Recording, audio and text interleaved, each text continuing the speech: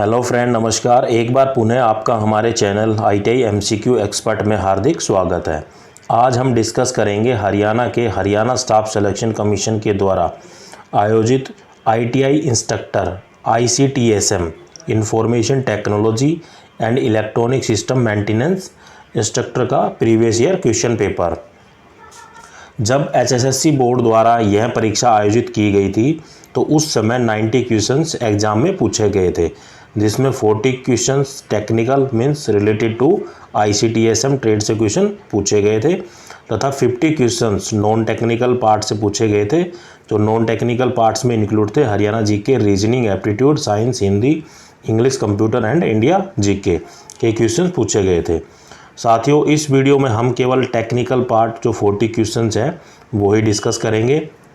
बाकी non technical part मैं video के लास्ट में आपको दिखा दूंगा कि नॉन टेक्निकल पार्ट से एग्जाम में क्वेश्चंस कैसे पूछे जाते हैं। साथियों, previous year question paper solve करने से हमें यह पता चलता है कि परीक्षा में किस तरह और कैसे क्वेश्चन पूछे जाते हैं, उनके अकॉर्डिंग हम अपनी परीक्षा की तैयारी कर सकते हैं। साथियों, एक इन्फॉर्मेशन और देना चाहता हूं आपको। जो राजस्थान की जो जूनियर इंस्ट्रक्टर है उसके मैंने काफ़ी ट्रेडों के previous year question paper solve कराए हैं। आप मेरे चैनल की प्लेलिस्ट में जाकर Rajasthan ITI instructor previous year question paper के जो फोल्डर है उनमें उन पर्टिकुलर पेपर को आप देख सकते हैं। इससे आपको एग्जाम में काफ़ी हेल्प मिलेगी। आज का हमारा फर्स्ट क्वेश्चन है, if there is no forbidden gap between valence and conductor band then the material is. यदि संयोजी और चालक बैंड के बीच कोई निर्दिष्ट अंतर नहीं है तो वह पदार्थ क्या कहलाता है। तो उस प्रकार के जो कंडक्टर होते हैं, जब वैलेंस और कंडक्टर बैंड के बीच कोई फॉरबिडन गैप नहीं होता है तो उस मटेरियल को कहते हैं हम कंडक्टर या संवाहक। तो correct answer is option A. Next question is, what is the cut in voltage value of PN junction diode made up of silicon semiconductor. Silicon semiconductor से बने PN जंक्शन डायोड की कट इन वोल्टेज वैल्यू क्या होती है। तो जो cut in voltage value होती है PN जंक्शन डायोड की, जो कि सेमीकंडक्टर या सिलिकॉन सेमीकंडक्टर होता है, उसकी जो कट इन वोल्टेज वैल्यू होती है वो होती है 0.7 वोल्ट। तो correct answer is option D. Next question is, semiconductor in its purest form is known as। अर्धचालक अपने शुद्धतम रूप में किस नाम से जाना जाता है। तो the semiconductor in its purest form is known as intrinsic semiconductor. तो उसको हम बोलते हैं निज अर्धचालक। तो correct answer is option C. Next question is, the device having 2 electrode is known as. 2 electrode वाले उपकरण को किस रूप में जाना जाता है। तो the device having 2 electrode is known as diode. तो उसको हम कहते हैं डायोड। तो correct answer is option B. Next question is, if input and output junctions of a transistor are forward bias then the region of operation is. यदि एक transistor के input और आउटपुट फॉरवर्ड बायस है तो operation का क्षेत्र क्या होगा। यदि इनपुट और आउटपुट जो जंक्शंस है वो पे ट्रांजिस्टर है जो फॉरवर्ड बायस में होते हैं तो रीजन ऑफ ऑपरेशन होता है वो होता है सैचुरेटेड। तो correct answer is option B. Next question is, the forward characteristics are plotted in dash quadrant. अग्र विशेषताओं को किस चतुर्थांश में प्लॉट किया जाता है। तो जब forward characteristics are plotted in the first quadrant, 4 quadrant होते हैं, जो फॉरवर्ड कैरेक्टरिस्टिक्स है उसको हम प्लॉट करते हैं फर्स्ट क्वाड्रेंट के अंदर या प्रथम क्वाड्रेंट के अंदर। तो correct answer is option B. Next question is, a device that convert the AC to the DC is called. AC को DC में परिवर्तित करने वाला उपकरण क्या कहलाता है। AC stand for alternating current and DC stand for direct current. तो ऐसा डिवाइस जो अल्टरनेटिंग करंट को DC करंट में चेंज कर दे तो उसको हम बोलते हैं रेक्टिफायर, और ऐसी प्रोसेस को बोलते हैं हम रेक्टिफिकेशन। तो ये भी आपसे एग्जाम में पूछ सकता है। तो device that convert the AC to the DC is known as rectifier and its process is known as rectification. तो correct answer is option B, rectifier या परिशोधक। Next question is if the forward current of PN junction diode is 1 milli ampere then the value of the dynamic resistance is. यदि PN junction diode का forward current 1 milli ampere है तो गतिशील प्रतिरोध का मूल्य क्या होगा। तो जो डायनेमिक रेजिस्टेंस का जो मूल्य होगा वो होगा 26 ohm, 26 ohm. Next question is transistor is a dash junction transistor. Transistor एक डैश जंक्शन ट्रांजिस्टर है, तो transistor is a bipolar junction transistor है, BJTG से भी कहते हैं। तो correct answer is option B, इसका BJT, तो ये बनता है बाइपोलर जंक्शन ट्रांजिस्टर। कई बार एग्जाम में आपकी या BJT देगा और आपसे इसकी फुल फॉर्म पूछ लेगा। तो transistor is a bipolar junction transistor. Next question is the collection of a transistor is dash doped. एक ट्रांजिस्टर का संग्रह या डोपिंग है वो किस तरह की जाती है। तो ट्रांजिस्टर के अंदर जो डोपिंग की जाती है कलेक्टर की, वो की जाती है मॉडरेटली या मध्यम की जाती है। तो द कलेक्टर ऑफ द, जैसे कलेक्टर बेस एमिटर होते हैं, तो जो collector of the transistor is moderately doped, इसके अंदर जो इम्प्योरिटी मिलाई जाती है वो मध्यम मिलाई जाती है। तो correct answer is option B. Next question is what is the binary equivalent of decimal 1 2 या 12 का जो बाइनरी नंबर है वो क्या होगा। तो मीन्स हमें क्या करना है, सिंपल सा मतलब है कि जो डेसिमल नंबर दिया गया है उसको हमें कन्वर्ट करना है बाइनरी नंबर में। तो जो डेसिमल का जो बेस होता है वो 10 होता है और बाइनरी का जो बेस होता है वो 2 होता है। तो सिंपल हमें क्या करना है कि जो डेसिमल 12 दिया गया है उसको हमें कन्वर्ट करना है किस में, बाइनरी डिजिट के अंदर। तो साथियों आप अपना कॉपी पेन या कुछ भी लेकर अगर बैठे हैं तो कृपया नोट डाउन करते रहें। तो मतलब सिंपल हमें क्या करना है, एक डेसिमल नंबर दिया गया है जो कि 12 है, उसको हमें बाइनरी नंबर में बदलना है। तो कैसे बदलते हैं वो मैं आपको बताता हूँ अभी। तो जो डेसिमल नंबर दिया है उसको इस फॉर्म में लिख लेंगे आप। तो यहाँ लिख लेंगे 12। तो उसको क्या है कि 2 से डिवाइड करना है, 2 छीकी 12, तो लास्ट में आंसर कितना बचता है 0 0। तो यहाँ लिख देंगे 2 तिया 6, तो आंसर कितना आया 0। फिर 2 से डिवाइड करेंगे जब तक हमारा या तो 0 या 1 ना आ जाए। तो 2 एकम 2, कितना बचा 1, तो हमारा लास्ट में कितना आ गया 1 आ गया। तो जो हमें आंसर लिखना है वो यहाँ से नीचे से शुरू करते हुए ऊपर की तरफ जाना है। तो 1 1 0 0, तो ये हमारा जो करेक्ट आंसर है। तो इस तरह के सोल्व किया जाता है, मतलब 2 से डिवाइड करना है और जो आंसर आता है वो इसको हम राइट हैंड साइड में लिखते चलते हैं और रिवर्स ऑर्डर में हमें फाइनल आंसर देना है। तो करेक्ट आंसर ये ऑप्शन बी 1 1 0 0, क्योंकि जो बाइनरी डिजिट होते हैं वो 0 और 1 ही होते हैं। Next question is which numbering system employ only 10 digits. कौन सा नंबरिंग प्रणाली 10 अंकों को नियोजित करता है।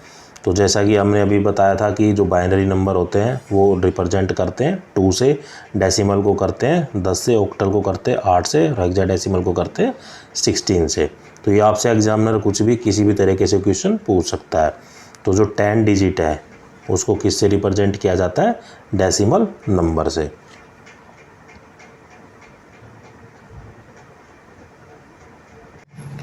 तो इस क्वेश्चन में हमें क्या करना है, हमें बदलना है बाइनरी नंबर को, क्योंकि बाइनरी का बेस होता है 2 और ऑक्टल में कन्वर्ट करना है। मतलब हमें क्या जाना है, बाइनरी नंबर से ऑक्टल नंबर में जाना है। तो हमें एक बाइनरी नंबर दिया गया है 1001, तो इसको हमें किस में बदलना है, ऑक्टल नंबर में। तो आप लिखते हुए चलना, पहले इस तरीके से करना है। और जैसा कि आप जानते हैं कि जो एक ऑक्टल डिजिट में 3 बाइनरी बिट होते हैं, मैं लिख देता हूँ 1 ऑक्टल जो डिजिट होते हैं उसमें 3 बिट्स होते हैं, या 3 बाइनरी बिट कह सकते हैं आप, 3 बाइनरी बिट। कौन कौन से होते हैं, 1, 2 और 4। अगर हेक्साडेसिमल होता तो उसी में इसी तरीके से 1, 2, 4, 8 हो जाते। तो 1 ऑक्टल डिजिट में कितने बाइनरी डिजिट होते हैं, 3 बाइनरी बिट्स होते हैं। कितने, 1 octal digit is equal to 3 binary bits. तो कौन कौन से होते हैं, 1, 2 और 4। इतना करने के बाद जो हमें बाइनरी नंबर दिया गया है, कितना दिया गया है, 1 0 0 1। तो हमें क्या करना है, इन डिजिट को जैसे पीछे से 1 2 4 मैंने बताया था, तो उसके ऊपर लिखते हुए चलना 1 2 4। तो ये तो कंप्लीट हो गया, लेकिन आगे कंप्लीट नहीं हो तो क्या कर सकते हैं, हम आगे 0 लगा सकते हैं। तो 1 2 4। अब इनकी आपस में क्या है, गुणा करनी है। तो 1 की गुणा 1 से करेंगे, 0 की 2 से 0 आएगा, 4 की 0 से 0, फिर आगे भी 1 आएगा, 2 की 0, 4 की 0। तो 21 तरीके से जो आंसर आया हमारा, कितना आया, 11। तो 1 की 1 से मल्टीप्लाई की, 0 की 2 से 0, यहाँ से 0 आएगा, यहाँ से 1 आएगा, तो ये 1 लिख दिया। पहले जो वाला 1 यहाँ से आया तो वो यहाँ लिख दिया था, बाकी 0 है। अगर पेयर कंप्लीट नहीं हो पाता है तो उतनी ही हम 0 लेफ्ट हैंड साइड में ऐड कर सकते हैं। तो ये एक प्रोसेस होती है बाइनरी डिजिट को ऑक्टल नंबर में बदलने के लिए। तो इस तरीके से बदला जाता है। मतलब सिंपल ये है कि 1 ऑक्टल डिजिट में आपको याद रखना है कि 3 बाइनरी बिट होते हैं, 1 2 एंड 4। तो जो आपको बाइनरी नंबर दिया गया है उसके ऊपर 1 2 4 लिखते हुए चलना ऊपर, और आगे अगर पेयर कंप्लीट नहीं हो पाता तो 0 ऐड कर देनी है। तो इसके बाद क्या करना है कि सिंपल मल्टीप्लाई कर देनी है, जो बाइनरी डिजिट है नीचे और जो ऊपर दिए गए हैं बिट्स, बाइनरी बिट्स, उनके आपस में मल्टीप्लाई करके आप आंसर निकाल सकते हैं। तो मेरा करेक्ट आंसर होगा 11। Next question is the ideal value of R0 in A voltage amplifier is. एक वोल्टेज एम्पलीफायर में R0 का आदर्श मूल्य कितना है। तो the ideal value of R0 in A voltage amplifier is 0। तो वो होती है 0 होता है उसका मान। तो correct answer is option A. Next question is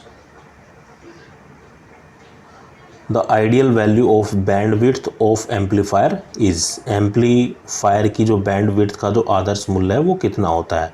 जो बैंडविड्थ होती है आइडियल एम्पलीफायर की वो होती है इनफाइनाइट या अनंत। तो करेक्ट आंसर इज ऑप्शन ए। ये स्टैंडर्ड क्वेश्चन होते हैं, इनको मेमोराइज ही करना होता है आपको। The ideal value of voltage gain in an amplifier is. एक एम्पलीफायर में वोल्टेज वृद्धि का जो आदर्श मूल्य है वो क्या है। तो ideal value of voltage gain in an amplifier is also infinite. ये भी क्या होता है, इनफाइनाइट या अनंत होता है। Next question is dash emit in A electrode in CRT। जो इलेक्ट्रॉन, जो कैथोड रे ट्यूब है उसके अंदर जो इलेक्ट्रॉन को एमिट करता है वो कौन करता है, वो करता है कैथोड। तो cathode emit the electron in the cathode ray tube, जैसा कि नाम से ही क्लियर है। तो CRT की जो फुल फॉर्म होती है कैथोड रे ट्यूब। तो CRT में इलेक्ट्रॉनों का उत्सर्जन करता है cathode. Next question is the screen of CRT is coated with. जो CRT है उसकी जो स्क्रीन होती है किसके साथ लैपिस होती है। तो वो होती है फॉस्फोरस या फॉस्फर। तो correct answer is option B. Next question is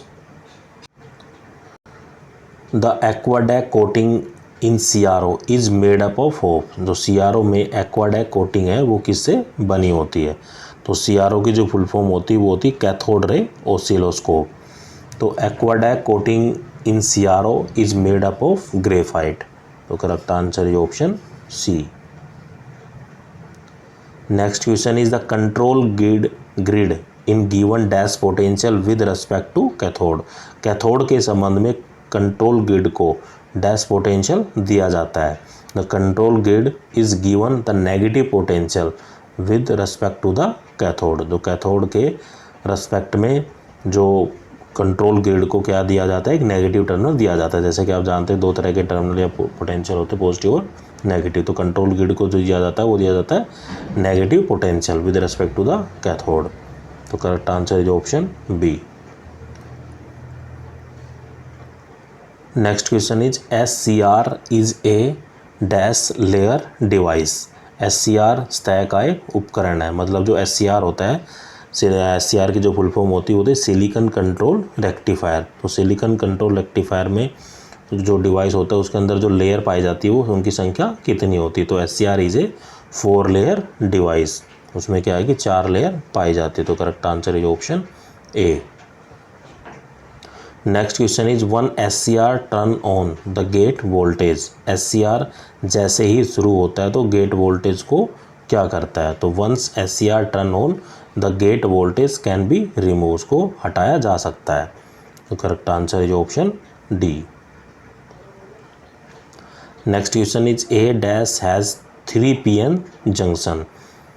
एक डैश में 3 PN जंक्शन होते हैं। तो a SCR has 3 PN junction. तो SCR के अंदर जो PN जंक्शन की जो संख्या होती है वो कितनी होती है, 3 होती है। तो correct answer is option B, SCR silicon control rectifier. Next question is SCR is use as. तो SCR का जो इस्तेमाल किया जाता है वो किया जाता है कंट्रोल रेक्टिफायर। तो correct answer is option A.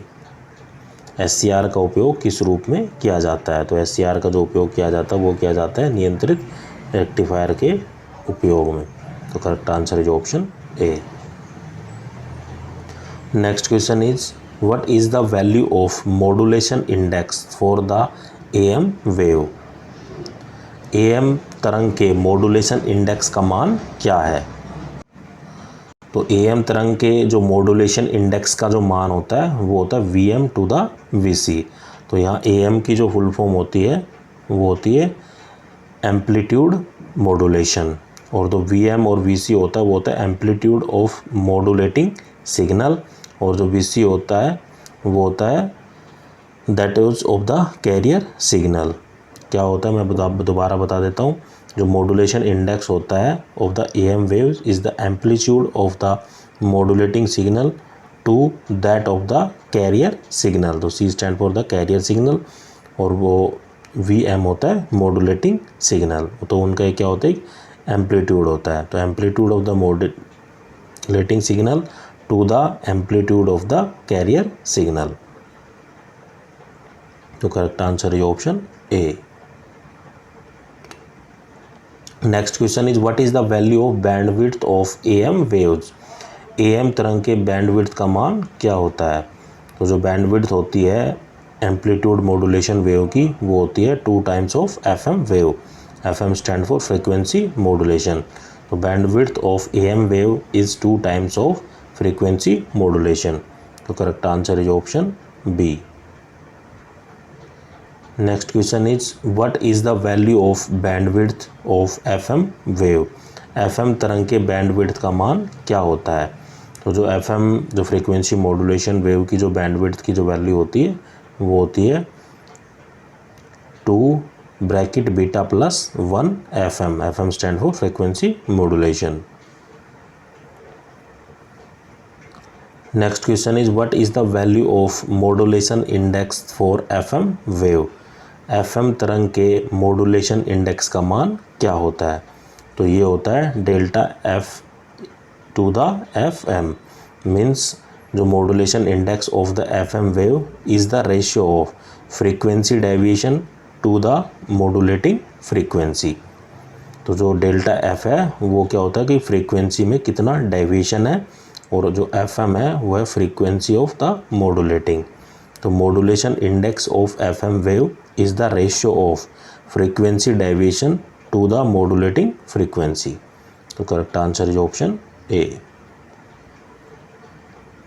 Next question is the ideal value of open loop gain of OP-Amp is. जो ऑपरेशनल एम्पलीफायर या OP-Amp के जो ओपन लूप गेन का जो आदर्श मान है वो क्या होता है। तो ideal value of open loop gain of operational amplifier is infinite, यह अनंत होता है। तो correct answer is option D. Next question is the phase shift between the input and output of inverting amplifier is. Inverting amplifier में input और output के बीच phase shift क्या है। तो द फेज शिफ्ट होता है between input and output voltage of inverting amplifier is 180 degree. तो जो इनपुट और आउटपुट के बीच जो फेज डिफरेंस होता है वो 180 का होता है, किसमें? इन्वर्टिंग एम्पलीफायर के अंदर। Next question is the ideal value of output impedance of operational amplifier या ऑप एम्प इज। जो आइडियल वैल्यू होती है of the output impedance of op amp is 0। तो correct answer is option B. Op amp या operational amplifier के output impedance का जो आदर्श मान है वो 0 होता है। Next question is an inverting amplifier has RF is equals to 20 kilo ohm and R1 is equals to 1 kilo ohm, then its scale factor is. उसका जो स्केल फैक्टर है वो क्या होगा? तो इन्वर्टिंग एम्पलीफायर में RF वो दिया हुआ है 20 किलो ओम और R1 दिया है 1 किलो ओम, तो उसका स्केल फैक्टर क्या होगा? तो सिंपल जो स्केल फैक्टर निकालने का जो फॉर्मूला होता है, मैं SF लिख देता हूँ। SF stand for scale factor. तो ये फॉर्मूला होता है -RF टू द R1। तो यहाँ हमें दोनों वैल्यू दी गई है, तो मैं फॉर्मूले में दोनों वैल्यू को रख देता हूँ। -RF की वैल्यू दी गई है 20 किलो ओम, इसी तरीके से R1 की वैल्यू दी गई है 1 किलो ओम। तो किलो ओम से किलो ओम कट जाएगा, तो आंसर कितना आया? -20। तो सिंपली जो स्केल फैक्टर जो निकालने का जो फॉर्मूला होता है वो होता है -RF टू द R1। तो दोनों ही वैल्यू हमें दी गई है, तो सोल्व आउट करने पर जो आंसर आता है वो आता है -20। तो correct answer is option B. Next question is the TIR या total internal reflection can take place when. जो पूर्ण आंतरिक परावर्तन होता है तो क्या होता है? जो total internal reflection take place when the refractive index of core is greater than that of the cladding. जो कोर का जो परावर्तन या अपवर्तन सूचकांक क्लैडिंग की तुलना में अधिक होता है, तो ऐसी कंडीशन में क्या होता है कि जो TIR है वो होता है। तो करेक्ट आंसर इज ऑप्शन ए। तो ये पूछ रहा है कि जो TIR की जो प्रोसेस होती है वो कब होती है? वो तो इसलिए होती है जब refractive index of the core wire is greater than to the cladding हो। तो वहाँ क्या है कि जो TIR है टेक प्लेस वो काम में आएगा। Next question is if the numerical aperture of the optical fibre is 0.5 then the acceptance angle is. यदि किसी ऑप्टिकल फाइबर का संख्यात्मक द्वारक 0.5 है तो उसका स्वीकृत कोण कितना होगा? तो इसका भी एक फॉर्मूला होता है, एक्सेप्टेंस एंगल निकालने का जो फॉर्मूला होता है मैं लिख देता हूँ। जो न्यूमेरिकल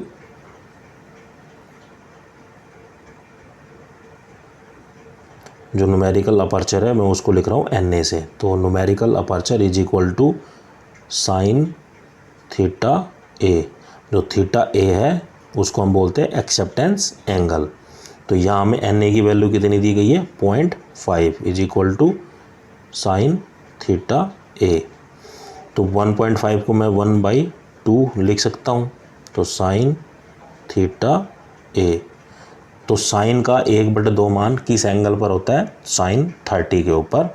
जो साइन की जो वैल्यू होती है वो 1/2 होती है। तो यहाँ से क्या आ जाएगा? Theta A is equal to 30 degree. तो सिंपली जो फॉर्मूला होता है numerical aperture is equal to sine theta A। तो थीटा A है वो एक्सेप्टेंस एंगल होता है। तो यहाँ हमें 0.5 दी गई है न्यूमेरिकल अपर्चर की वैल्यू, तो इससे हम जो एंगल थीटा है वो निकाल सकते हैं। तो एंगल कितना होगा? 30 डिग्री। Next question is in optic fibre the propagation angle of light must be equal to और लेस देन द एंगल। एक ऑप्टिकल फाइबर में प्रकाश का प्रसार कोण डैश कोण के बराबर या उससे कम होना चाहिए। तो in the optical fiber cable the propagation angle of the light must be equal to और less than the critical angle. तो या तो क्रिटिकल एंगल के बराबर हो या क्रिटिकल एंगल से कम हो। तो correct answer is option B, क्रांतिक या critical angle. Next question is in optical fiber the refractive index of cladding material is dash then that of the fiber core material. एक ऑप्टिकल फाइबर में cladding material का अपवर्तन सूचकांक fibre core material की तुलना में कितना होता है। तो in the optical fiber cable the refractive index of cladding material is less than that of the fiber core material. जो फाइबर कोर मटेरियल के कंपैरिजन में जो रिफ्रैक्टिव इंडेक्स होता है क्लैडिंग मटेरियल का वो कितना होता है, कम होता है या लेस होता है। तो correct answer is option A. Next question is if the angle of incident is 0 degree then the percentage of power loss when light travel from air, इसका रिफ्रैक्टिव इंडेक्स दिया हुआ है 1 एंड वाटर का n is equal to 2। तो इनको जो solve करने पर आता है आंसर वो आता है 11.11%। Next question is in a step index fibre the core index n1 is equal to 1.5 and cladding index is n2 is equal to 1 then the numerical aperture will be. Step index fibre में जो core index n1 है वो 1.5 है and cladding index n2 is equal to 1 है, तो संख्यात्मक aperture है वो कितना होगा। तो इसका भी एक फॉर्मूला होता है, मैं आपको बता देता हूँ। जो NA है तो NA stand for the numerical aperture. इसका जो फॉर्मूला होता है वो होता है अंडर द रूट n1 का स्क्वायर माइनस n2 का स्क्वायर। तो इतना फॉर्मूला आपको याद रखना था। यहाँ हमें n1 की वैल्यू दी गई है और n2 की भी वैल्यू दी गई है, तो मैं इस फार्मूले में रख देता हूँ। तो numerical aperture is equals to 1.5 मतलब NA का स्क्वायर माइनस n2 की वैल्यू दी गई है 1। जब 1.15 को जो सोल्व करेंगे तो कितना आएगा 2.25 माइनस 1 का स्क्वायर करेंगे तो 1। तो ये आ गया हमारा अंडर द रूट में 1.25, अंडर द रूट में 1.25। तो इसका हम क्या कर देंगे, वर्गमूल निकाल देंगे 1.25 का। जैसा कि आप जानते हैं पेयर पीछे से बनता है तो यहाँ 1 से 1 पे चला जाएगा 0 और ऊपर से पेयर ही उतरता है तो यहाँ से उतर जाएगा 2 5। तो एक को एक से जब जोड़ते तो कितना आता है 2, तो 2 से कितने पे जाएगा, अब ये 1 पे ही जाएगा। सॉरी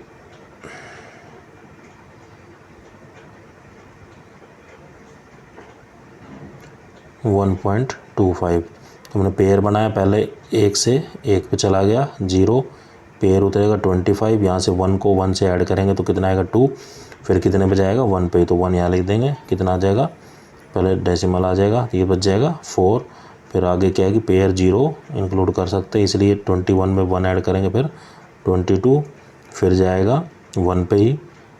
इस तरीके से आप सोल्व करते हुए चलना, तो जो आंसर आएगा 1.118।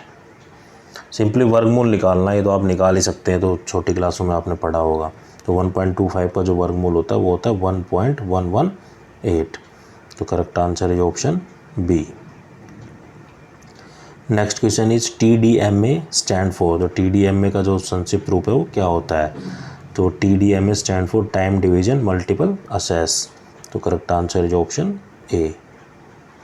Next question is in case of wireless communication the cell structure will be. वायरलेस संचार की दशा में सेल स्ट्रक्चर होगी। तो in case of wireless communication the cell structure will be hexagon. वो क्या होती है, हेक्सागन होती है। तो correct answer is option B. तो साथियों ये 40 क्वेश्चन से जो टेक्निकल ICT SM ट्रेड से पूछे गए थे। बाकी जो 50 क्वेश्चन से नॉन टेक्निकल पार्ट्स मैं आपको वो उन क्वेश्चनों को दिखा देता हूँ कि एग्ज़ाम में वो किस तरीके से क्वेश्चन पूछे गए थे। तो जो बाकी जो नॉन टेक्निकल पार्ट्स है वो केवल जो हरियाणा के बच्चे हैं उन्हीं के ही ज़्यादा काम आएगा। अगर अदर स्टेट के बच्चे हैं उनके काम नहीं आएगा, लेकिन वो अगर हरियाणा की परीक्षा देना चाहते हैं कभी इंस्ट्रक्टर की या किसी और एग्ज़ाम के लिए, तो वो उसके लिए भी हेल्पफुल रहेगा। तो साथियों जैसा कि मैंने आपको बताया था कि जो नॉन टेक्निकल पार्ट्स में जैसे हिंदी, इंग्लिश, रीजनिंग, एप्टीट्यूड, जो हरियाणा जीके और सेंट्रल जीके के क्वेश्चंस पूछे जाते हैं। तो ये जो क्वेश्चन थे 5 तक वो थे हिंदी के, अब ये पूछे जा रहे हैं आपसे इंग्लिश के क्वेश्चंस। साथियों, अगर आपने अभी तक मेरे चैनल को सब्सक्राइब नहीं किया तो प्लीज़ सब्सक्राइब करें। ये है जीके के क्वेश्चन। इसमें साइंस के क्वेश्चन भी पूछे जाते हैं, सब मिक्सअप होता है। जो 50 क्वेश्चन होते हैं, कोई स्टैंडर्ड नहीं है इनका कि कितने क्वेश्चन रीजनिंग के आएंगे, कितने हरियाणा जीके के आएंगे। ये एग्ज़ाम में कुछ भी डाल देते हैं। तो आप देख सकते हैं ये हरियाणा जीके के हैं। और साथियों, आपको मेरा वीडियो कैसा लगा कमेंट करके ज़रूर बताइए। और आप किसी अन्य टॉपिक पर या किसी और प्रकार का जो पेपर चाहते हैं वह भी मुझे कमेंट करके बताइए, ताकि मैं उनको सोल्व करा सकूं।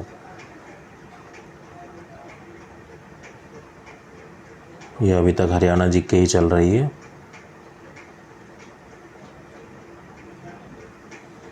ये कंप्यूटर के क्वेश्चन है।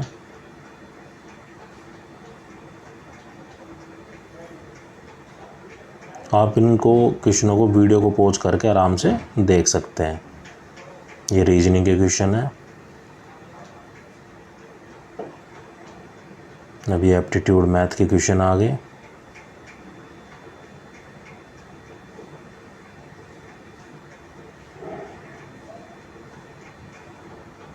तो इस तरीके से आपके एग्जाम में क्वेश्चंस पूछे गए थे। थैंक यू दोस्तों।